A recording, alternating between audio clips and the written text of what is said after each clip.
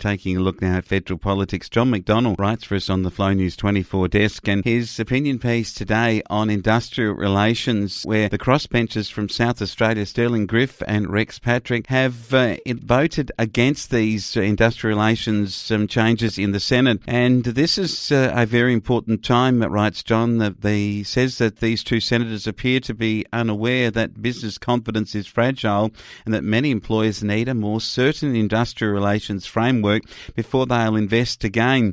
And he writes that former Labor economic advisor Professor Ross Garneau points out before the global financial crisis, average wages in Australia were 25% higher than in the United States. Now they are 25% lower. This is due, in fact, that the enterprise bargaining system doesn't work anymore, and that John says Senators Griff and Patrick seem to think that the enterprise bargaining system needs to be left as it is because reform is too difficult.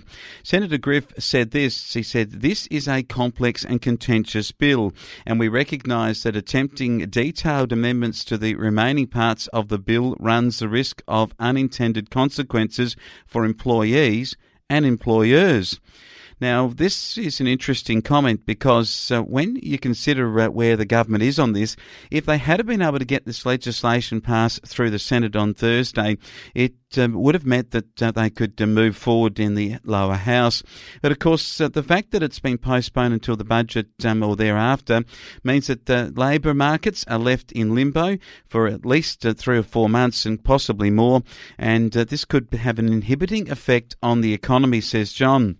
As a consequence, the government gutted the bill and passed what was a travesty of economic reform, if not only removed the provisions related to enterprise bargaining and awards, but also removed the provisions relating to wage theft that had been included as a concession to the unions.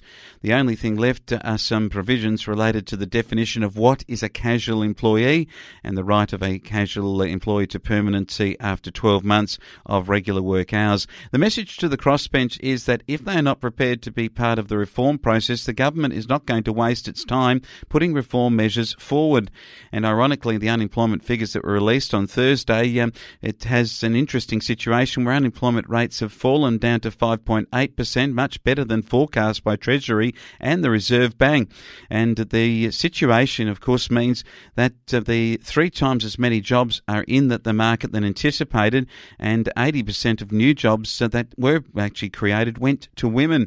So that there is some reform in the market that's happening by itself, one would suspect, but the situation on the issues that John has outlined, particularly relating to the frameworks for investment by corporations and whether they will do that and have confidence to do that with the enterprise bargaining, is something that Senator Griff and Senator Patrick have now had lost in this legislation. The reform there could well have been possible, but John points the finger at the 2 South Australian senators for not moving it forward.